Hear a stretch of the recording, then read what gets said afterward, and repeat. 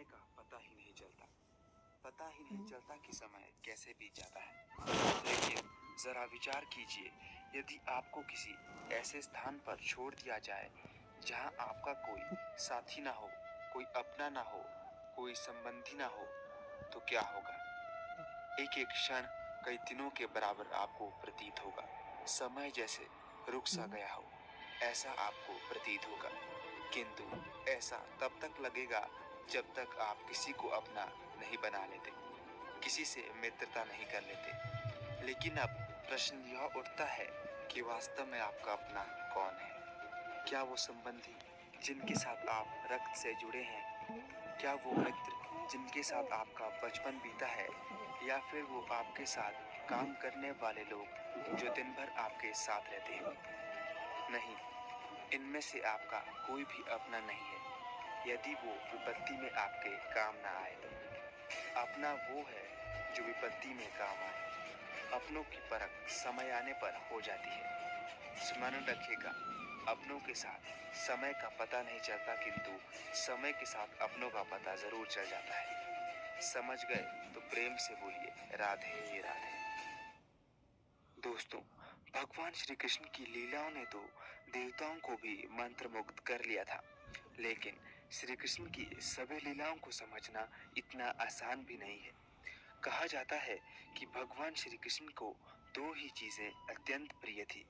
एक उनकी बांसुरी, जिसे वे सदैव अपने पास रखते थे, तो दूसरी थी राधा जी। वो अपनी बांसुरी की मधुर धुन अपनी प्रिय राधा जी को सुनाया करते थे। उनकी बांसुरी की धुन में ऐसा जादू था जिसे सुनकर सभी जीव उस मधुर धुन में खो जाते थे। लेकिन एक समय ऐसा भी आया जब भगवान श्री कृष्ण को राधा जी से दूर होना पड़ा, क्योंकि भगवान श्री कृष्ण को बहुत से ऐसे कार्य करने थे जिनके लिए उन्होंने अवतार लिया था। इसलिए भगवान श्री कृष्ण और राधा एक दूसरे से दूर हो गए। समय बीतता गया, श्री कृष्ण ने धर्म स्थापना के सभी कार्य पूरे कर लिए। उधर राधा जी भी श्री कृष्ण को याद कर अपना जीवन व्यतीत कर रही थी। राधा जी को सदैव किशोरी रहने का वरदान प्राप्त था, जिसके फलस्वरूप वो बूढ़ी नहीं हो सकती थी। लेकिन जो इस संसार में जन्म लेता है उसे जाना भी पड़ता है। जब राधा जी का देह त्यागने का समय आया तो उन्होंने श्री कृष्ण को याद किया। भगवान को उनका कोई प्रिय पुकारे और भगवान ना आए, ऐसा नहीं हो सकता। इसलिए श्री कृष्ण तुरंत राधा जी के पास पहुंच गए। श्री कृष्ण जानते थे कि अब राधा का शरीर छोड़ने का समय आ चुका है। श्री कृष्ण ने राधा से कहा कि राधा, मांगो, तुम क्या मांगती हो? लेकिन राधा ने मना कर दिया।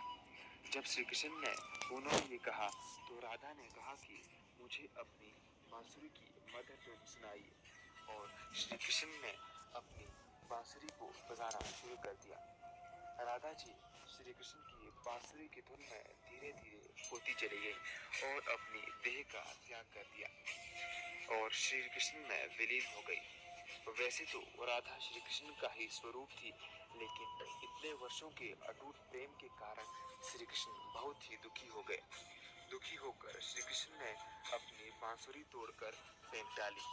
उसके बाद श्री कृष्ण ने कभी भी बांसुरी नहीं बजाई। इस प्रकार श्री कृष्ण ने राधा जी को खोने पर अपनी प्रिय वस्तु बांसुरी का भी त्याग कर दिया। दोस्तों, हो सकता है इसके पीछे भगवान श्री कृष्ण की कोई लीला हो, किंतु भगवान की लीला तो भगवान ही जाने। हम तो केवल मात्र प्रयास कर सकते हैं उनकी लीला समझने का। दोस्तों, आपको ये वीडियो कैसा लगा कमेंट करके ज़रूर बताना, और अगर अच्छा लगा हो तो वीडियो को लाइक कर देना, और ऐसी ही हिंदू धर्म से जुड़ी रोचक जानकारी के लिए हमारे चैनल को सब्सक्राइब करना ना भूलना। धन्यवाद।